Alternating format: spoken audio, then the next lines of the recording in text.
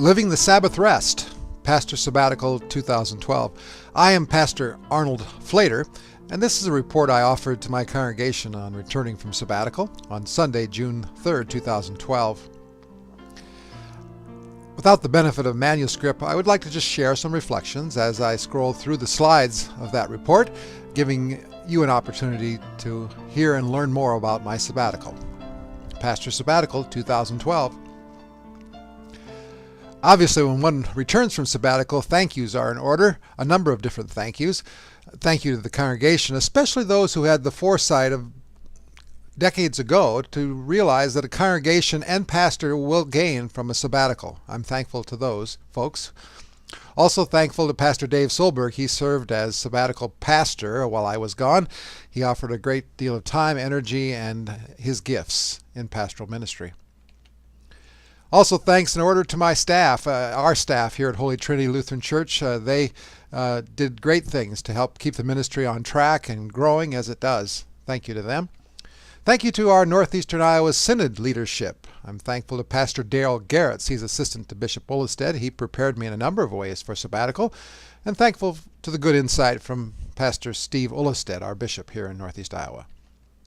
And of course, thankful for our Holy Trinity leadership, our council and others who helped and direct in leadership during my absence. Again, thank you to all. I like this phrase, the Sabbath, the rest is up to you. They warned me that it would be hard to rest and that I would discover I was very tired when I started sabbatical. All that was true. The Sabbath rest was very important. In this presentation, I'm going to spend some time going through the major events of my sabbatical. There are a number of trips and important things that I want to share.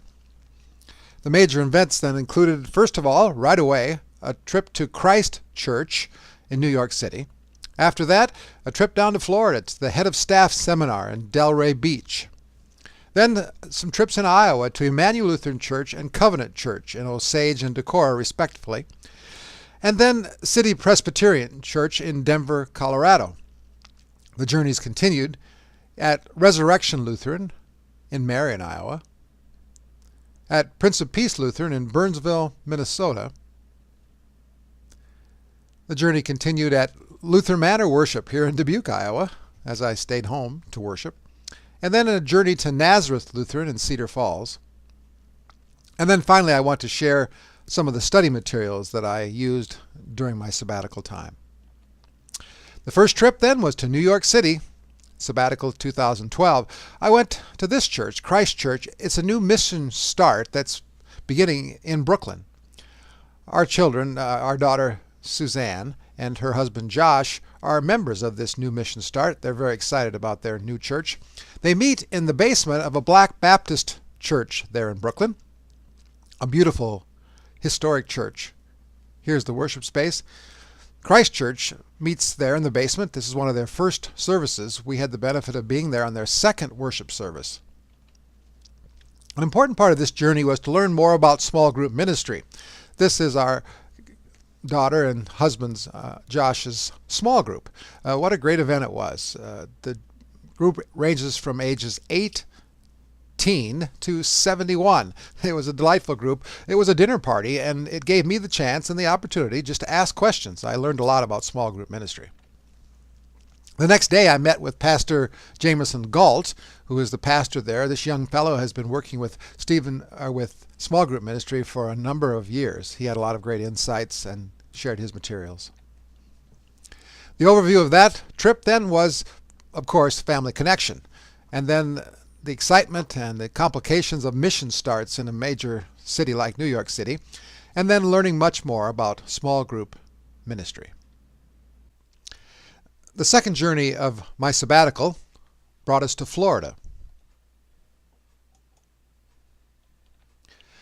We attended the Head of Staff Seminar at this wonderful place, the Duncan Center, there in Delray Beach, Florida.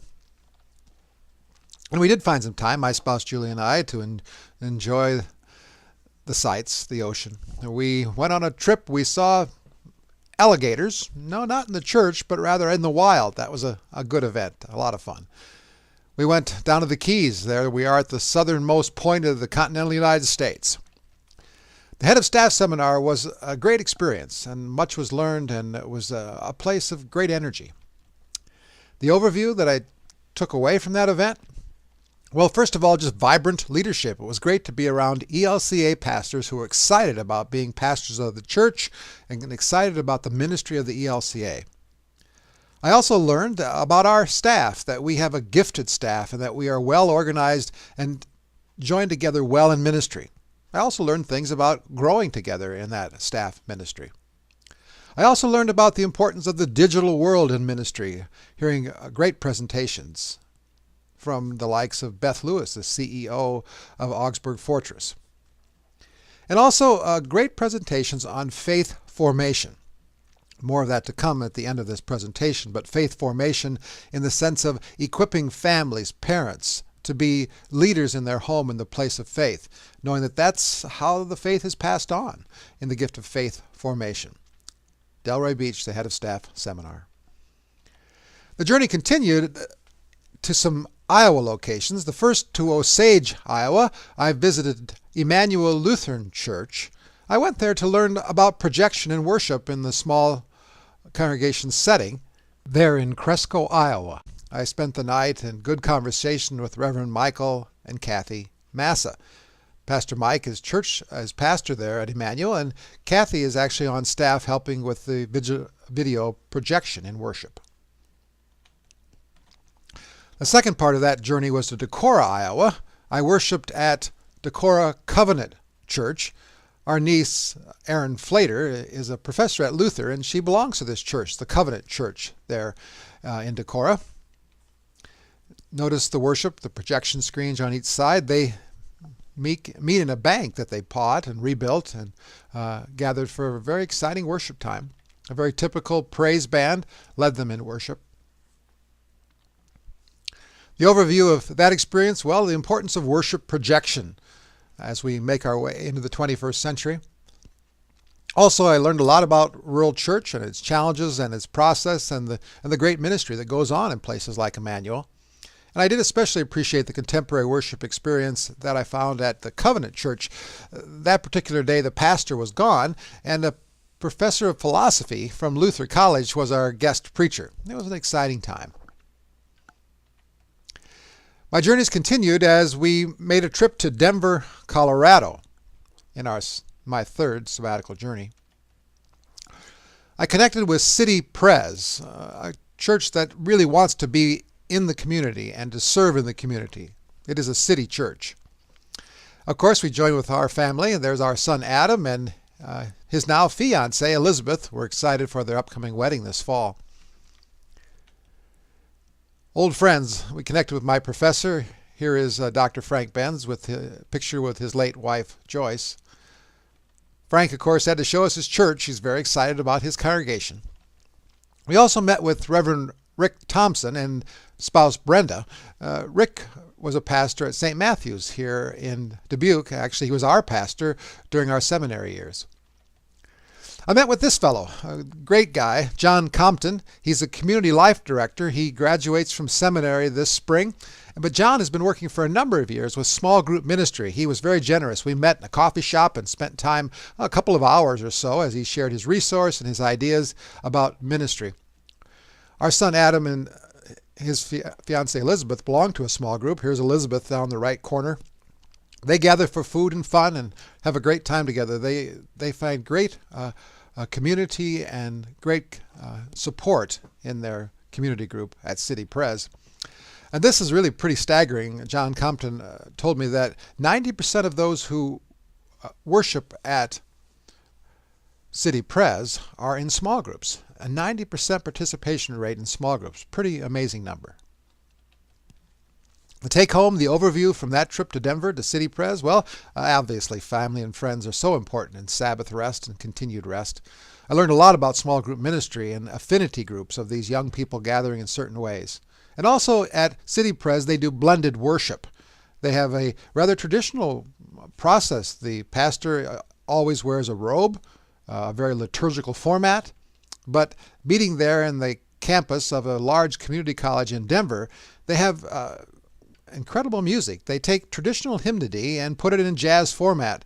The week we were there, 4 of the best jazz musicians you might ever hear in their blended worship. The next journey of my sabbatical took me to Marion, Iowa, to Lutheran Church of the Resurrection. I've known Resurrection Church for a number of years. My cousin is married to a former pastor. Pastor Dick Lehman was pastor there for many years, and one time or another we were at Resurrection to visit and to worship over the years. And now, with new pastors, I have a unique experience of knowing all 3 of them from 3 different points in life. The senior pastor, Pastor Dennis Johnson, lived across from me at UNI back in the day when we first went to college in the 70s. Kevin Jones, the associate pastor there, was a pastor nearby in my first call up in Wisconsin. And Blair Ahern and his spouse Lynn lived next to us at seminary, and they taught our kids piano lessons. So I had a unique tie to them and learned a lot about their important ministry. They do worship in traditional and contemporary settings, have for a number of years. Small group ministry was really the focus there because they've just developed and started a new small group ministry. Pastor Ahern came on and spent the good part of a year getting things started and developed and doing training, and then now they've kicked off their small groups. When I was there, I attended a small group session and interviewed those people who are leading those sessions. The overview, the take-home there, well, they have long-term pastorates there. Pastor Dick Lehman was there a number of years, and now the senior pastor has been there over 12 years. And I saw in them a growing place of staff leadership in the driving force of the ministry. That's an important aspect, I think, for the church of the 21st century. I really appreciated their growing small group ministry and their commitment to it and the members' commitment as leaders. And then worship projection. I experienced that in the several worship services that I attended and their use of that important media for today's church. The next trip took me to Minnesota, to Burnsville, Minnesota, to visit Prince of Peace Lutheran Church.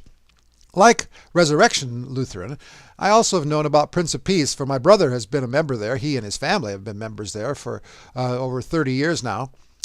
So as I visited, I learned a lot about this important ministry and the way it's been changing in the last years. Prince of Peace Burnsville has had the benefit of some incredible people over the years. Hant Hansen has been on their music staff for, I suppose, 30 plus years.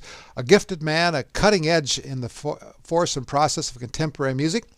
And now on their staff, they have Sven. He started out at Lake Okoboji Bible Camp and spent some time at Community Church of Joy in Arizona, and now is on their staff. They have great gifts and great possibility in what they do. But I met an interview with these 2 pastors.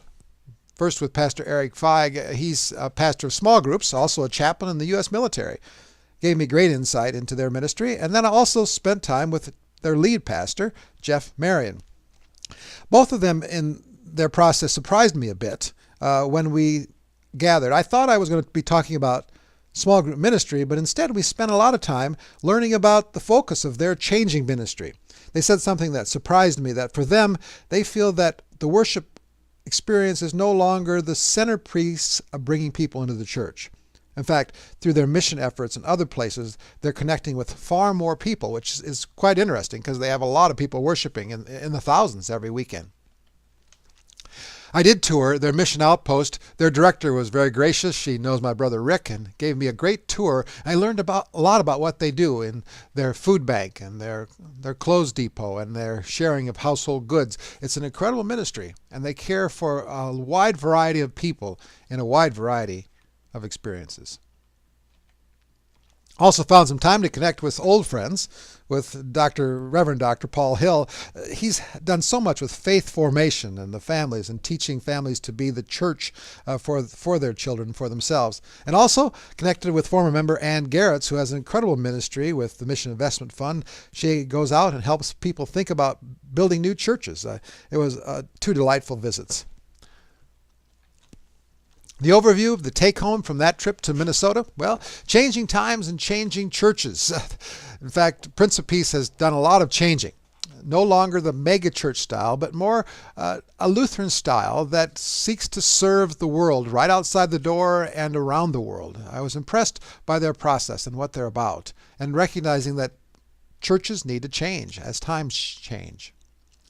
So like I said, I was quite impressed with their Mission Outreach Center. They have revitalized and redirected that ministry, and it's exciting to see the people that they're serving in the name of Christ. Then also, continuing this theme in faith formation, discovering that Pastor Paul Hill has put a great deal of his life energy into that very sense in their new webpage, Vibrant Faith. And in it, I'm excited to think about the process of what we are doing here too at Holy Trinity. Faith formation for the family. How do we equip them to share the faith, to catch the faith with one another? Faith formation. A surprising part of my sabbatical was the time I spent in Dubuque. It centered in some neat ways at Lutheran Manor. My mom is a resident there. In this picture, she's on the right-hand side. And when I was in town, I worshiped with her. We're very thankful for Pastor Greg as he leads worship there every Sunday morning. I was with him on Easter. It was a moving and exciting day to be there with those folks in that setting. Here we are getting ready for our Easter dinner with our best Easter clothes on. My mom is now 95 years old. We celebrated Easter together.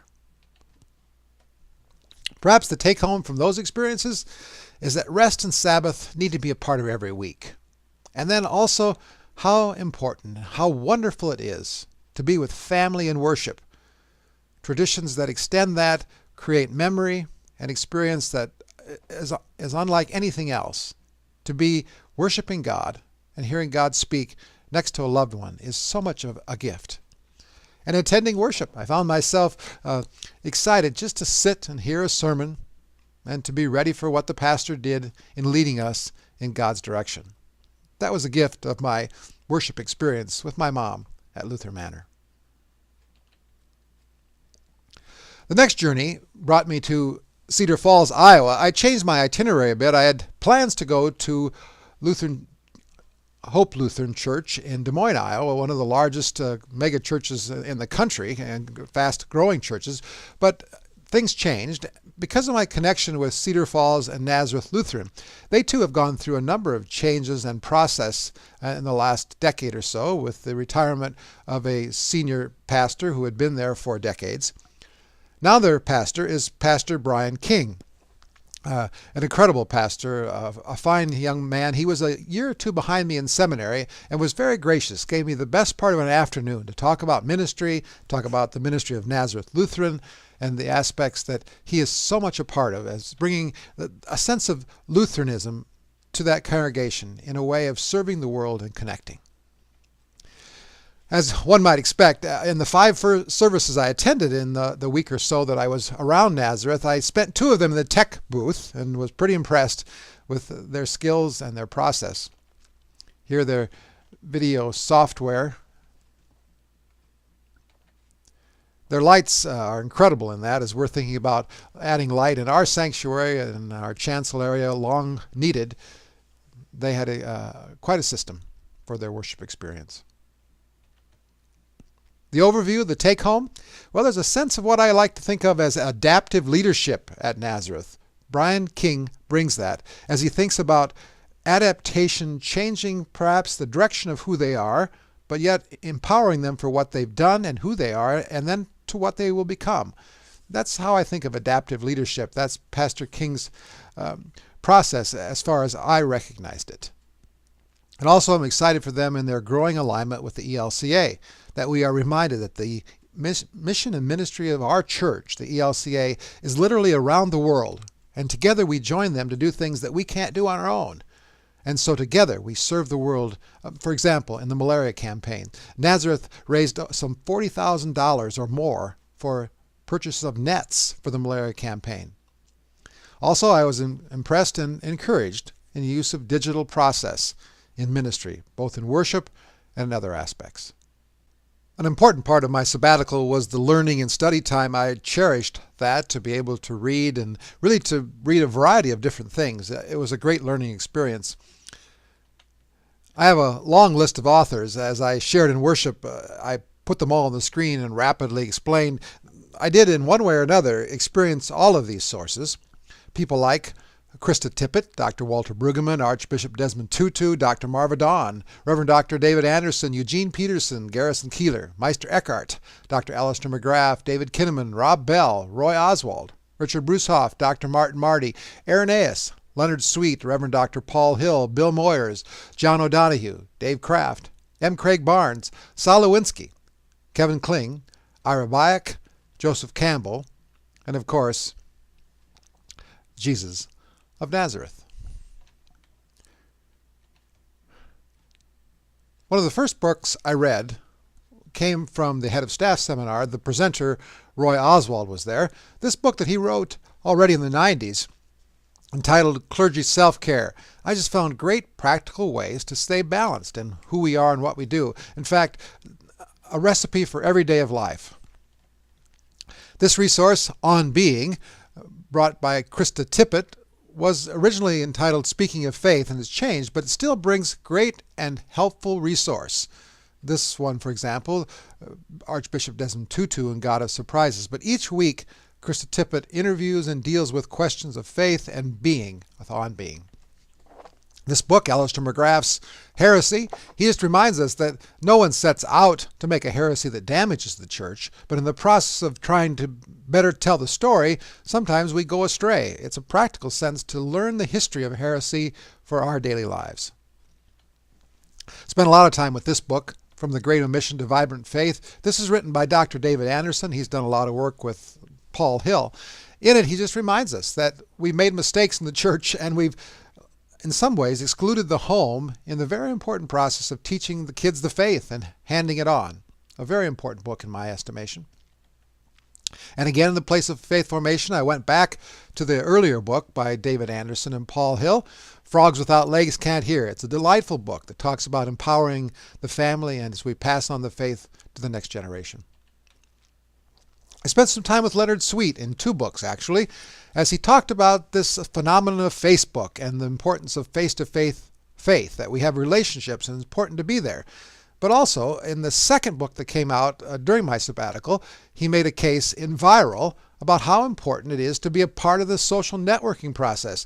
Many young people, families, and actually older folks are on that Facebook, for instance, every day. And there are a number of different social networks that we should find ourselves as the church. I went back to this classic, The Power of Faith, a set of interviews done by Bill Moyers with the mythologist Joe Campbell, world-renowned in his thoughts. They helped me in thinking about humanity's ideas, about reality and existence, and then how those connect with us in our Christian faith. John O'Donohue was a surprise source that I picked up from On Being. In his book Anam Cara, a book of Celtic wisdom, I learned about spiritual friendship and what it means. He offers a way to be in conversation with the rather popular trend known as spirituality. I found him to be a great resource to connect in that way, and also used his book to bless the space between him.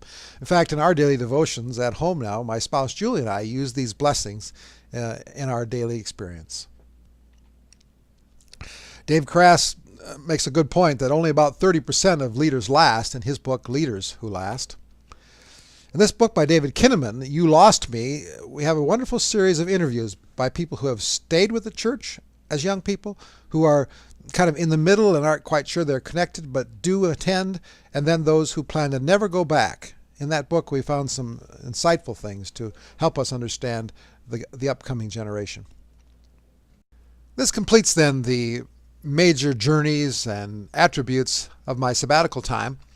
I want to spend just a few minutes then in final overview and some of the major aspects, the key points that I take away from my sabbatical that become part of me as pastor, that are important for my congregation and for any congregation I serve to know that I find these as important priorities. So a final overview in some of the aspects.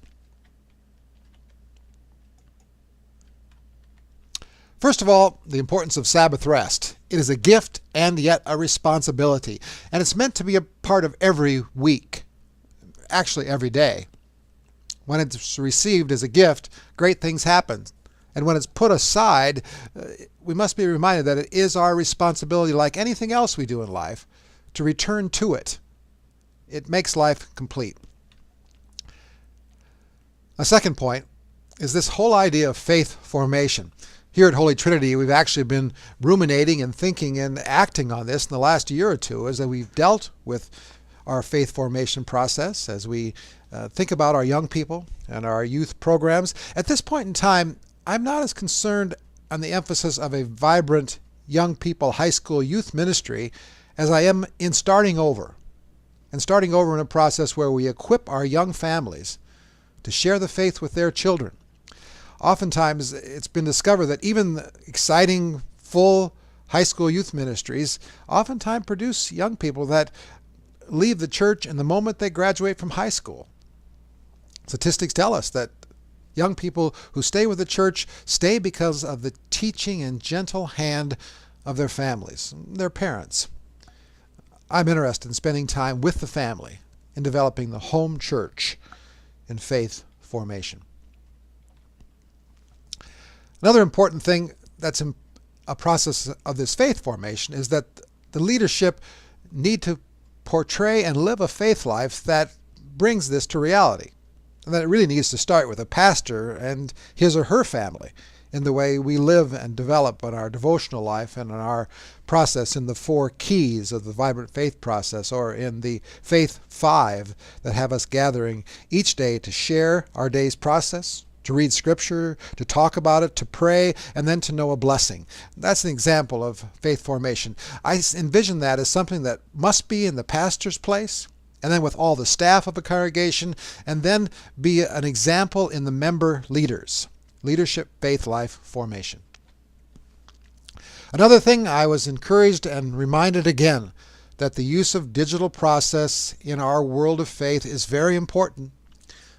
In some ways, comparing it to the advent of the Gutenberg printing press and what Luther was able to do, we too have a responsibility as we live in a digital world to use it appropriately in our worship experience, to use it in our ministry and administration of the congregation, and also to take a look at social networks and to connect. The folks are there, and we too can be present in that world. Another reality then, of course, is small groups. They bring variety and vitality to congregations. It's very important. I learned a lot about it. It takes time to kick those small groups off, and I'm eager to see that here in my present place at Holy Trinity.